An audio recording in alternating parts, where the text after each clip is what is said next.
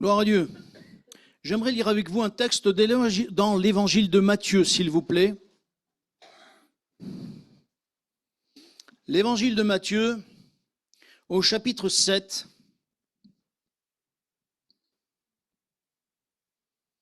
Et à partir du verset 21.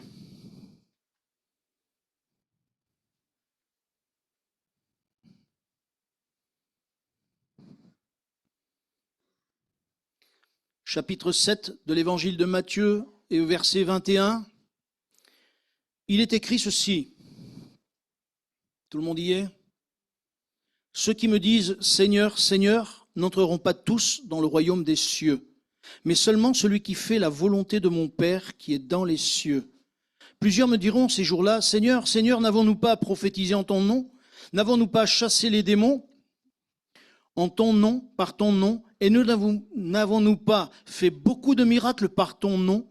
Alors je leur dirai ouvertement, je ne vous ai jamais connu, retirez-vous de moi, vous qui commettez l'iniquité. Amen. Qu'est-ce que c'est que l'iniquité? Est-ce que vous savez ce que c'est que l'iniquité? Parce que c'est un mot qui, qui est étrange. On n'a plus trop ça dans la bouche, l'iniquité.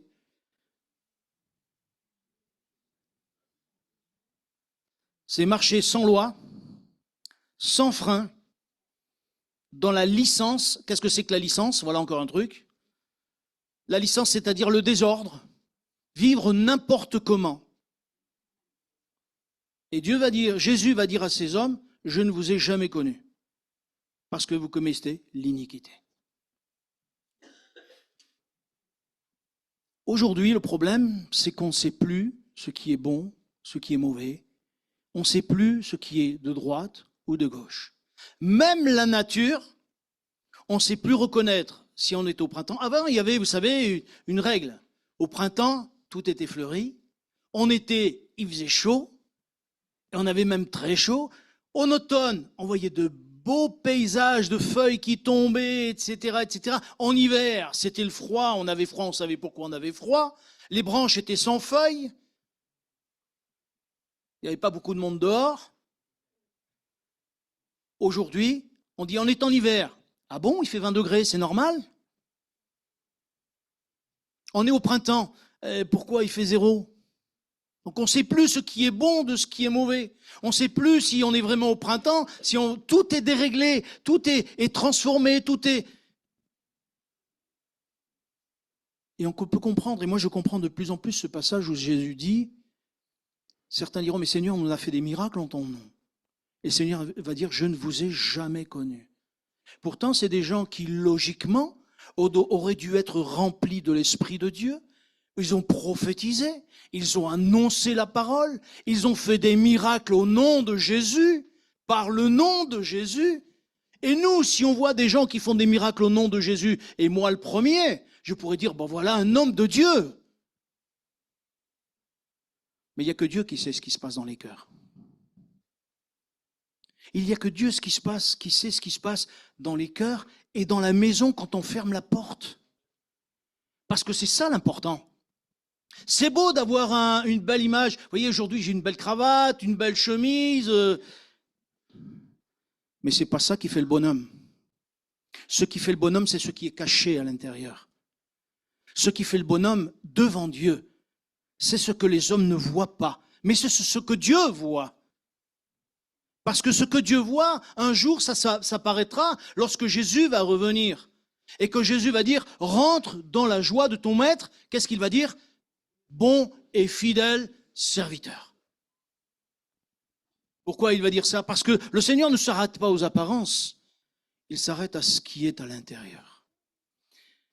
Et ma méditation de ce matin, mes frères et sœurs, eh bien c'est, avons-nous changé depuis que nous sommes convertis? Avons-nous été transformés de l'intérieur? Avons-nous été vraiment changés dans notre mentalité? Parce que Jésus nous sauve, et on l'a vu ces derniers mardis, Jésus nous sauve pour servir. Mais Jésus nous sauve pour que nous soyons aussi de plus en plus à sa ressemblance, de plus en plus comme il est lui, de plus en plus que nous puissions être comme Jésus était plein de bonté, plein d'amour, nous l'avons entendu, plein de patience. C'est ce que Dieu veut pour nous. Et je me rends compte avec le temps que si nous ne veillons pas, vous savez très bien qu'est-ce que c'est qui va prendre le dessus sur nos vies. Notre vieil homme, notre vieille femme, non pas que je ne veux pas les vieux, hein, c'est pas ça du tout, attention, hein, mélangez pas tout. Hein.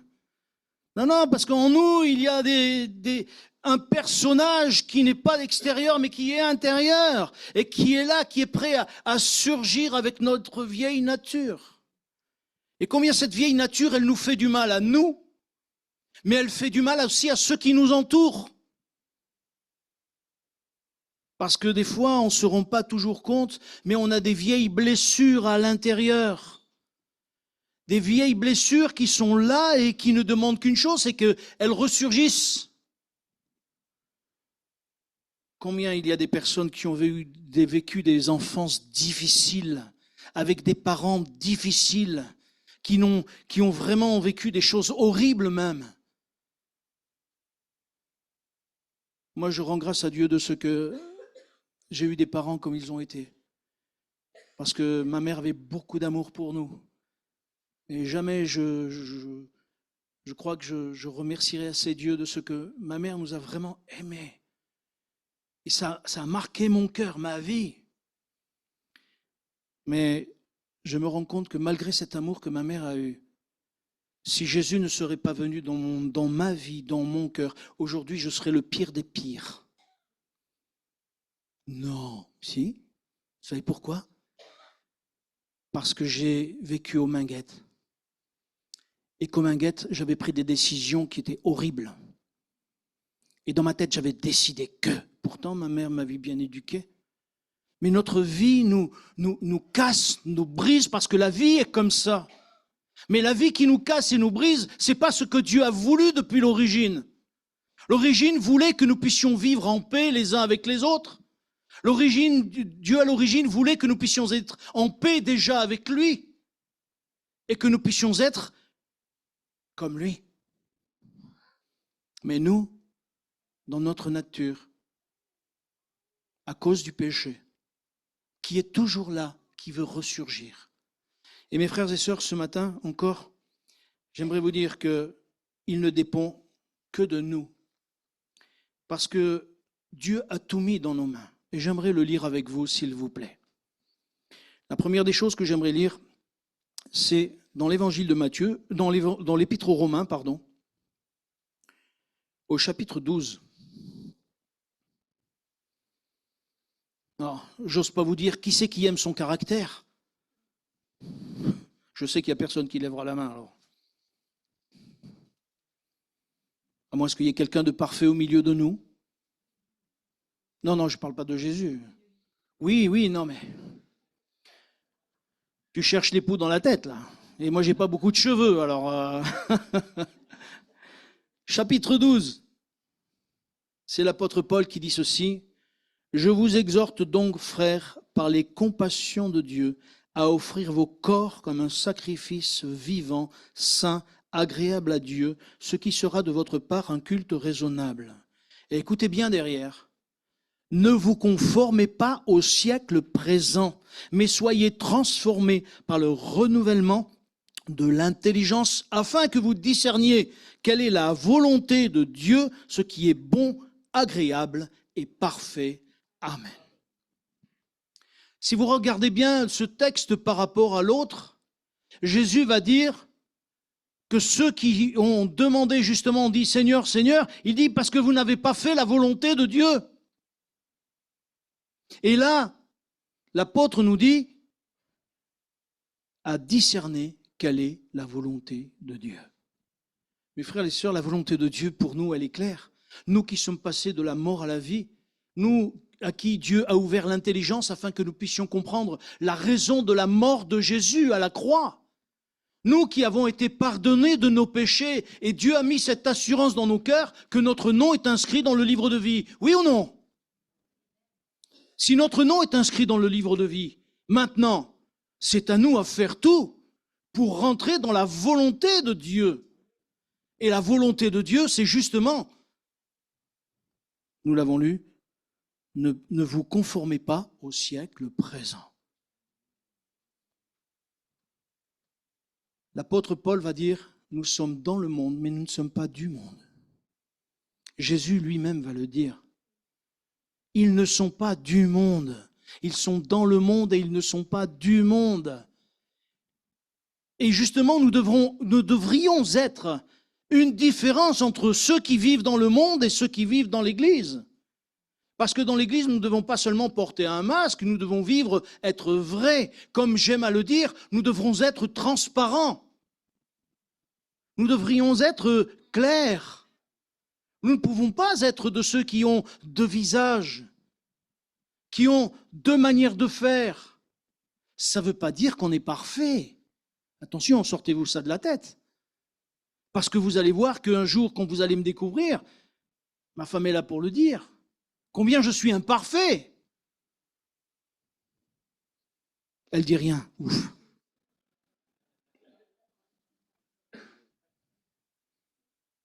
Mais oui, nous sommes imparfaits.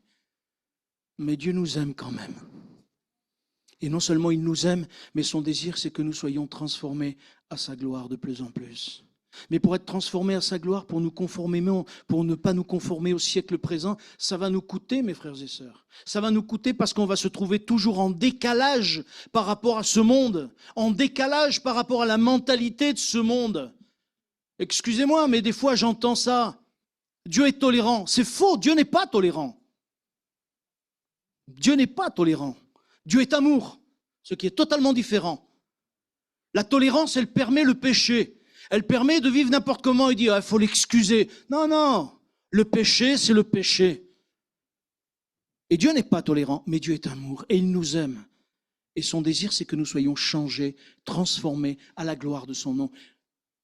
Moi, je préfère, je vais vous dire franchement, hein, je préfère ce que Dieu a fait de moi aujourd'hui, bien que je ne suis pas parfait, mais il m'a bien changé, que plutôt celui que j'étais avant, ou voilà. Parce que je me connais, je sais ce que j'étais.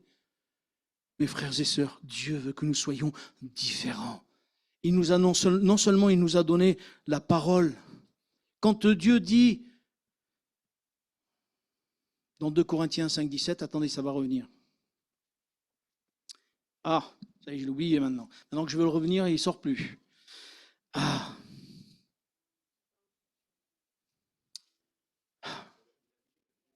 Ah, merci. Ah, voilà, il me manquait le début. Si quelqu'un est en Christ, il est une nouvelle création. Les choses anciennes sont passées, voici.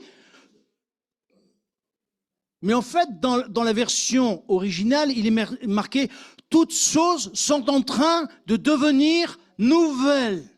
Ça veut dire que le Seigneur a prévu que nous devenions nouveaux, de plus en plus, de plus en plus, de plus en plus transformés. Et c'est pour ça que tout à l'heure, je vous ai posé la question, est-ce que véritablement, depuis votre conversion, vous avez vu que vous êtes devenu une nouvelle personne un peu plus chaque jour?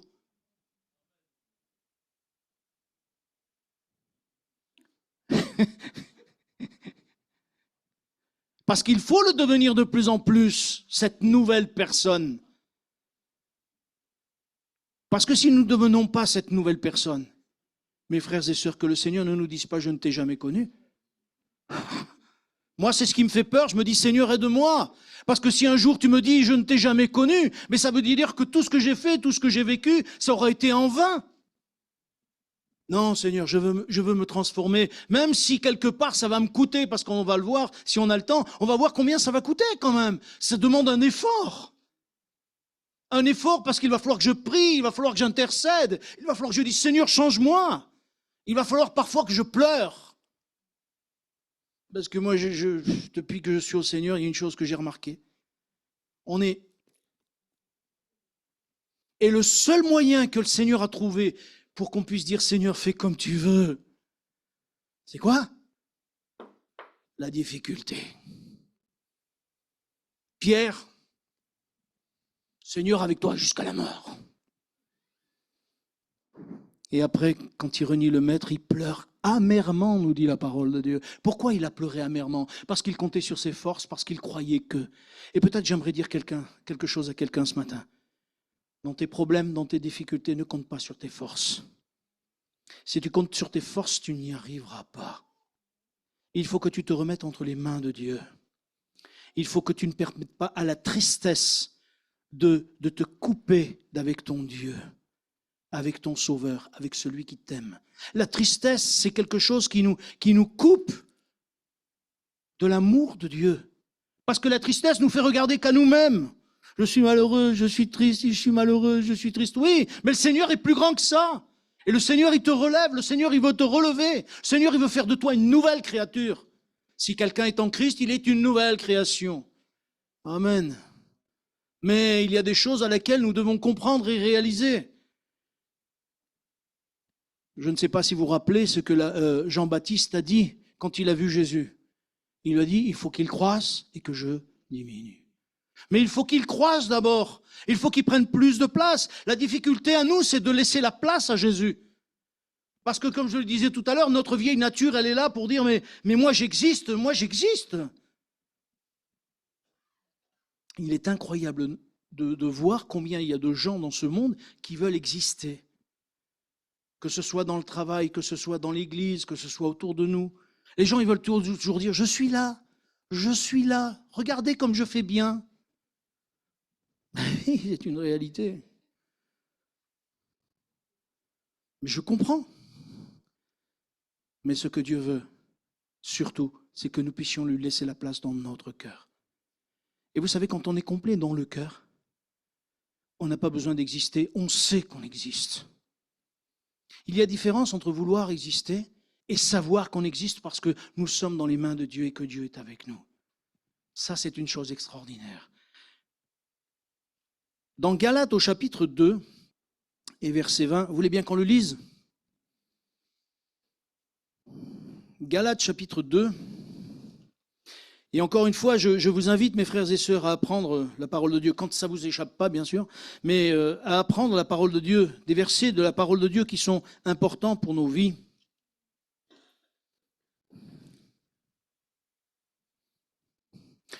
Tout à l'heure, j'entendais le chant d'une sœur qui disait « Je veux mourir avec toi ». Dans ma tête, j'ai dit « Oh Seigneur, attention à ce qu'on va dire ». Tout à l'heure, il y a une sœur qui m'a dit, mais je dis au Seigneur, brise-moi. Je dis, oh là là, ne dis pas ça. Oh là là, dis pas ça. Je me rappellerai toujours ce frère. C'est un frère qui était au minimum comme ça, costaud comme ça, mais taillé, mais vraiment taillé, quoi. Hein. C'était quelqu'un qui vous levait des trucs, des poids énormes. Et un jour, j'ai été prêcher dans son église. Et le Seigneur m'avait mis un message sur le cœur. J'étais sûr que c'était pour lui, mais j'ai dit, je ne vais pas le dire dans l'église, je ne veux pas le mettre mal à l'aise, je veux pas. Je dis, écoute Seigneur, peut-être que je me trompe, parce que des fois, vous savez, on reçoit des choses et des fois, je ne veux pas les apporter, parce que ça nous met mal à l'aise à nous qui devons les apporter. Et j'ai dit, Seigneur, si vraiment dans l'église, à la fin de la réunion, je me retrouve seul avec lui, je lui dirai. Mais dans ma tête, je disais, de toute façon, il va partir avec tout le monde, je ne dirai pas. Et puis ce frère, j'ai parlé... Tout le monde, j'ai dit au revoir à tout le monde, et lui, il est resté le seul. Et il commence à parler avec moi, il commence à parler. Je dis, mon frère, de la part du Seigneur, ça. Oh, il s'est mis à pleurer. Moi, j'étais mal. Hein. Je ne savais pas où me cacher, parce que c'est un frère quand même que j'aimais. Et il me dit, merci mon frère, c'est ce qu'il fallait que j'entende. Il m'a dit, un jour, j'ai prié le Seigneur, j'ai dit, Seigneur, brise-moi. C'est un gars qui était, brise-moi. Il dit, j'ai compris que plus jamais je dirai ça au Seigneur. À un moment, j'ai dit, Seigneur, rattrape-moi, j'en peux plus. Rattrape-moi, ne me brise pas autant, j'en peux plus, Seigneur, j'en peux plus. Attention quand on dit, Seigneur, mourir avec toi. Seigneur, brise-moi. Moi, c'est des mots que je ne veux pas dire au Seigneur. C'est jamais, je pourrais finir en petits morceaux de bois, là. Et je n'ai pas la force aujourd'hui, même mentale, je ne crois pas du moins en tout cas, de finir comme ça. Mes frères et sœurs, soyons sages. Lorsque nous disons nos prières, demandons au Seigneur vraiment de la sagesse pour exprimer nos prières. Dans Galates chapitre 2, verset 20, il est écrit « J'ai été crucifié avec Christ, et si je vis, ce n'est plus moi qui vis, c'est Christ qui vit en moi. Vous vous rendez compte ce qui est dit? Est-ce que nous sommes conscients de ces choses-là? Ce n'est plus moi qui vis, c'est Christ qui vit en moi. Et si je vis maintenant dans la chair, je vis dans la foi au Fils de Dieu qui m'a aimé. Et je crois que c'est ça que Dieu voudrait que l'on vive. Vivre en Christ. Lui en nous et nous en lui. Et qu'il ait toute la place dans notre vie. Que nos décisions soient gérées par lui, nos décisions soient conduites par lui. Que véritablement nous ne puissions pas faire les choses n'importe comment. Mais nous puissions dire, Seigneur, aide-moi à te laisser plus de place. Parce qu'aujourd'hui, comme je disais, aujourd'hui, vous savez, il y a des gens qui chantent l'évangile, il y a des gens qui, et quand on voit leur vie à côté, moi je comprends pas. Je comprends pas. J'entends même des prédicateurs, des fois, sur Internet qui prêchent, ou excusez-moi, mais des femmes pasteurs qui prêchent.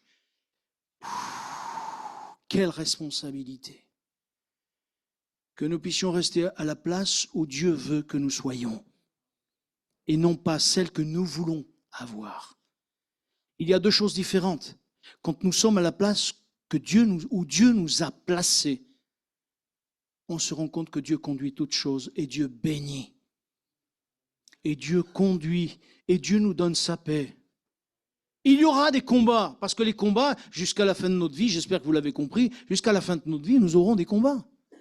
Jusqu'à ce que notre corps soit là, nous aurons des combats. L'apôtre Paul dit ceci, je cours vers le but. Pourtant, l'apôtre Paul, c'est lui qui a monté toute la doctrine, il a écrit toute la doctrine. Ce que nous avons, cette doctrine aujourd'hui, celle qui nous permet de justement d'être établis dans la parole de Dieu, c'est l'apôtre Paul qui l'a écrit dans le Nouveau Testament. Et pourtant, il dit qu'il est le plus grand des pécheurs. Comment vous comprenez ça, vous? Lui, l'apôtre Paul. Alors moi, je ne vous dis pas, et excusez-moi, mais nous, si lui dit qu'il est le plus grand des pécheurs, waouh! Il y a de quoi être décoiffé. Hein. Bon, pas pour tout le monde, mais...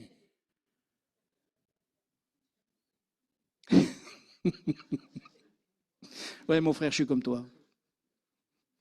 Il me reste 3 cheveux. Mais oui, parce que l'apôtre Paul, quand même, et il dit, je cours vers le but. Parce que pour lui, il ne s'arrête pas. Et ce matin, j'aimerais vous dire, mon frère, ma sœur, ne nous arrêtons pas. Ne nous arrêtons pas dans la marche et dans le projet que Dieu a pour nous. Parce que, est-ce que vous voulez être changé, transformé? La question se pose. Est-ce que tu estimes que tu es assez changé et assez transformé, ma sœur, mon frère? Moi, en tout cas, non, je veux encore plus changer. Je veux encore plus être comme le Seigneur Jésus. Je veux encore plus acquérir les fruits que Dieu veut nous donner. Mais je sais que les choses, elles ne seront pas faciles. J'aimerais lire avec vous, s'il vous plaît, dans 2 Pierre.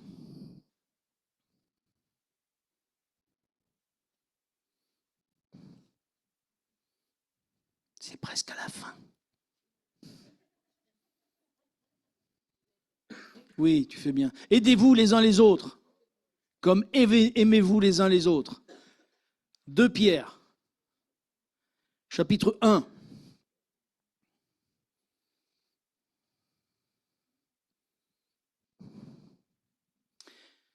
Et là, j'aimerais vous dire, tout ce que je vous ai dit là maintenant jusqu'à présent, ça pourrait nous effrayer, parce qu'on se connaît nous-mêmes.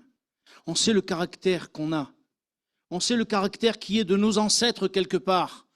Parce que nos grands-parents, nos parents, on connaît leur caractère. Moi, j'avais, bon, je peux le dire comme ça, mes frères et sœurs, mais j'avais un grand-père, tant pis, je le dis, il aimait la bagarre. Et ils étaient jumeaux avec son frère. Et quand il y en a un qui était dans la bagarre, l'autre il disait « J'arrive !» et « Oh, allez !» Alors je me dis « Mais Seigneur, avec des caractères comme ça, comment on peut sortir autre chose que notre caractère comme ça ?» Pas possible. Mais moi, je veux vivre en Christ et je veux vivre différemment. Et je vais dire quelque chose qui peut vous choquer. J'espère que si un jour, j'espère pas que ça arrive, mais on ne sait jamais, bien que c'est déjà arrivé, mais j'espère que ça arrivera plus jamais, que si on me donne une gifle sur la joue droite, j'espère pouvoir tendre la joue gauche. Et vous? Oh là là, tous les rires, ça veut dire quelque chose, je peux vous dire. Ça veut dire quelque chose pour moi. Il y en a plusieurs qui vont pas la tendre la joue droite, mais ils vont donner la main gauche. Pardon? Oui, partir, oui, ma sœur. C'est vrai que c'est une solution. Si on te laisse partir, c'est bien. Deuxième épître de Pierre, chapitre 1er, s'il vous plaît, à partir du verset 3. Et j'aime beaucoup ce passage parce qu'il nous parle de ce que je suis en train de vous parler, mais il nous parle aussi que nous ne sommes pas seuls. L'apôtre Pierre dit ceci: sa divine puissance nous a donné tout ce qui contribue à la vie et à la piété au moyen de la connaissance de celui qui nous a appelés par sa propre gloire et par sa vertu. Celui-ci nous assure de sa part les plus grandes et les plus précieuses promesses, afin que, par elles, vous deveniez participants de la nature divine. Vous vous rendez compte que Dieu veut nous rendre participants de la nature divine? Est-ce que nous sommes conscients de ces choses? Dieu veut nous rendre participants de sa nature divine. Et je continue ma lecture. En fuyant la corruption qui existe dans le monde par la convoitise. Et là, il y aurait encore beaucoup de choses à dire. À cause de cela même, faites tous vos efforts pour joindre à votre foi la vertu, à la vertu, la connaissance, à la connaissance, la maîtrise de soi, à la maîtrise de soi, la patience, à la patience, la piété, à la piété, l'amitié fraternelle, à l'amitié fraternelle, l'amour. Et écoutez bien, car si ces choses sont en vous et y sont avec abondance, elles ne vous laisseront point oisifs ni stériles pour la connaissance de notre Seigneur Jésus-Christ. Si on s'arrête là, c'est bien. Parce que juste ce passage nous montre que Dieu a tout fait pour que nous puissions devenir de nouvelles créatures. Nous montre ses promesses pour que nous devenions de la nature divine. Ce qui aujourd'hui pour nous paraît aberrant. Mais ce n'est pas par nous. C'est par sa grâce, par sa puissance, par la puissance du Saint-Esprit qui habite en nous. Et si nous laissons la place à Jésus, alors sa nature divine sera en nous. Et tout ce qui est de notre vieille nature aura le dessous par rapport à ce que Dieu aura mis dans nos cœurs. L'apôtre va continuer en disant au verset 9, « Mais celui en qui ces choses ne sont point est aveugle, il ne voit pas de loin. Et il a mis en oubli la purification de ses anciens péchés. » Est-ce que vous savez que la purification de nos anciens péchés est importante?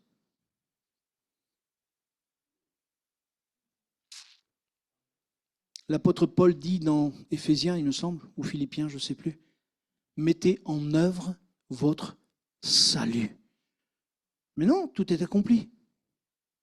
Tout est accompli. Qu'est-ce que ça veut dire, mettez en œuvre votre salut? Ça rejoint ce verset que nous avons lu. Il a mis en oubli la purification de ses anciens péchés.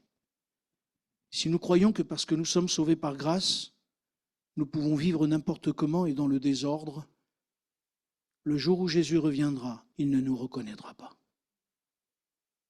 Le jour où Jésus reviendra, il ne nous dira pas « Rentre dans la joie de ton maître, bon et fidèle serviteur ».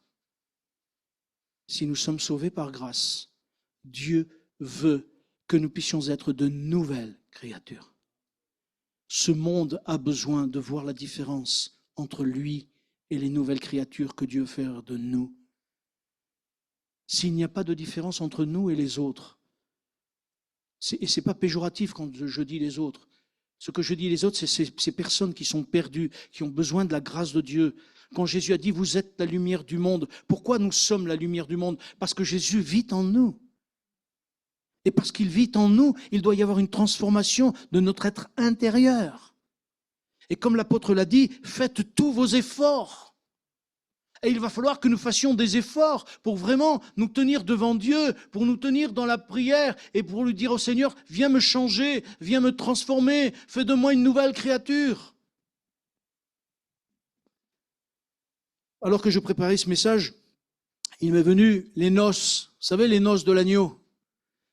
Dans l'évangile de Matthieu, au chapitre 22, il est parlé qu'un homme, il va dire, allez, je fais une grande fête pour mon fils, allez chercher, allez inviter. Et il y a des gens qui disent, ah, j'ai pas le temps, excuse-moi, je dois acheter des bœufs. L'autre, il dit, je me suis marié. L'autre, il dit ceci, l'autre, il dit cela. Et en fait, il dit, bah, allez chercher tout le monde, que tout le monde rentre. Et ce que Dieu a fait pour nous, il a fait pour que tout le monde, le maximum, puisse rentrer. Mais au milieu de la fête, le roi, il descend au milieu de la fête, et il voit un gars, il dit, mais toi, on t'a pas donné un habit? T'as pas revêtu l'habit de fête?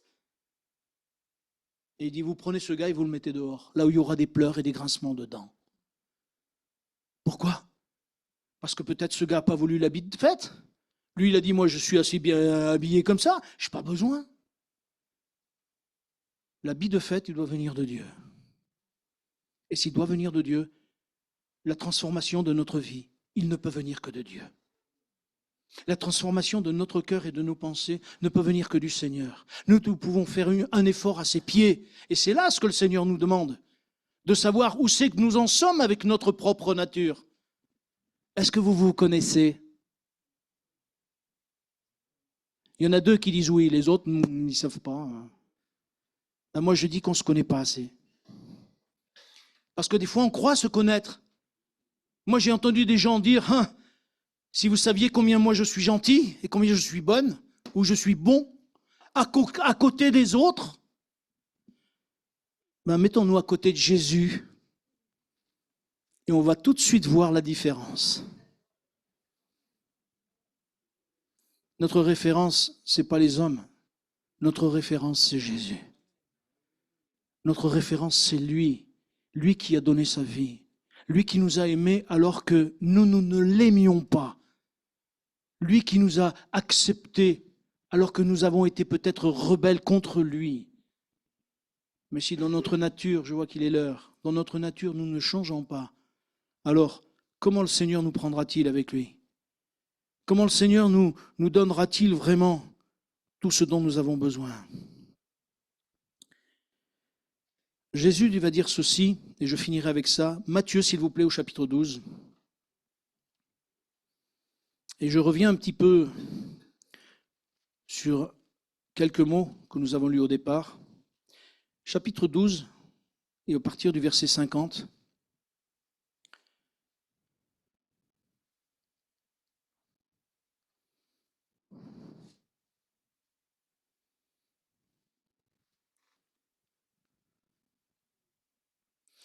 On va lire même à partir du verset 46 pour prendre le contexte avec. Il est écrit, comme Jésus s'adressait encore à la foule, voici sa mère et ses frères qui étaient dehors, cherchèrent à lui parler. Quelqu'un lui dit, voici ta mère et tes frères sont dehors et ils cherchent à te parler. Mais Jésus répondit à celui qui lui disait, qui est ma mère et qui est... Et Jésus répondit à celui qui le lui disait, qui est ma mère et qui sont mes frères? Puis, étendant la main sur ses disciples, il dit, voici ma mère et mes frères. Car quiconque fait la volonté de mon Père qui est dans les cieux, celui-là est mon frère et ma sœur et ma mère. Amen. Et je reviens sur ce que je disais tout à l'heure, quand Jésus a dit à ces hommes, je ne vous connais pas. Il a dit, celui qui fait la volonté de mon Père qui est dans les cieux, c'est celui-là que je reconnais. C'est celui-là qui est mon Père. C'est celui-là qui est ma mère. C'est celui-là qui est mon frère. Être frère de Jésus. Mais nous devons tout faire pour faire la volonté de Dieu. Et comme j'aime à le dire, la volonté de Dieu, c'est que des âmes soient sauvées, mais au travers de nous.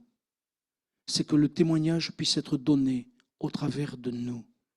Et c'est que nous soyons, comme Jésus l'a dit, la lumière du monde, le sel de la terre. Si Jésus ne vient pas nous changer, si Jésus ne vient pas nous transformer, alors nous ne pourrons pas être le sel de la terre. nous ne pourrons pas être la lumière du monde. Seigneur, mes frères et sœurs, que le Seigneur nous aide à vraiment être changés, transformés. Je ne sais pas ce que vous pensez de vous-même, je ne veux pas le savoir, mais je dis une chose, Seigneur, aide-nous vraiment à te ressembler. Est-ce qu'on pourrait reprendre le chant qu'on a pris avec Gabriel ? Quand j'ai entendu ce chant tout à l'heure, quand on a répété, j'ai dit, Seigneur, c'est comme si tu me disais, il faut prêcher ça. Le 269, s'il te plaît, dans le J'aime 1. Tu l'as déjà effacé ? 269 dans le J'aime 1. Je te donne le numéro, mais pas le... Tu vois, j'ai retenu les numéros, moi je ne retiens pas.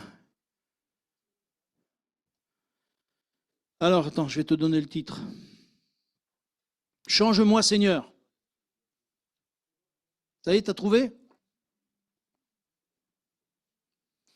Est-ce que cette fois, vous pouvez chanter ce chant en étant conscient de ce que vous allez chanter ? Parce que c'est bien de chanter. C'est bien de se faire du bien au travers du chant. Et ça fait du bien de chanter, ça fait du bien de chanter. Mais là, ce qu'on va chanter, c'est quelque chose que c'est doit être comme une prière. Change-moi, Seigneur. Change mon cœur, Seigneur, et purifie-moi. Change mon cœur, Seigneur, que je sois comme toi. Vous croyez que vous pouvez le chanter ? Change mon cœur, Seigneur, et purifie-moi. Change mon cœur, Seigneur, que je sois comme toi. Jésus, tu es le potier, je suis l'argile. Brise-moi, façonne-moi, oui c'est mon désir. Change mon cœur, Seigneur, et purifie-moi. Change mon cœur, Seigneur, que je sois comme toi. Jésus, tu es le potier. Jésus, tu es le potier. Je suis l'argile. Brise-moi, façonne-moi. Oui, c'est mon désir. Change mon cœur, Seigneur, et purifie-moi. Change mon cœur, Seigneur, que je sois comme toi. Seigneur, au travers de ce chant, eh bien, c'est aussi une prière que nous avons tous exprimée.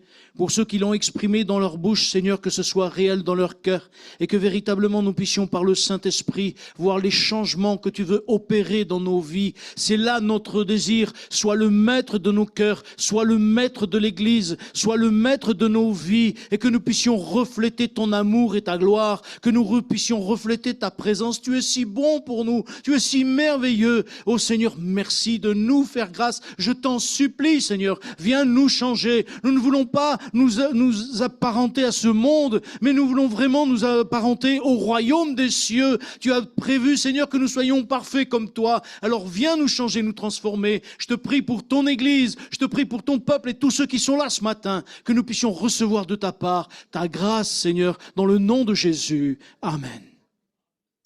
Seigneur, sois béni et à tout à l'heure 12h30 si vous le voulez bien.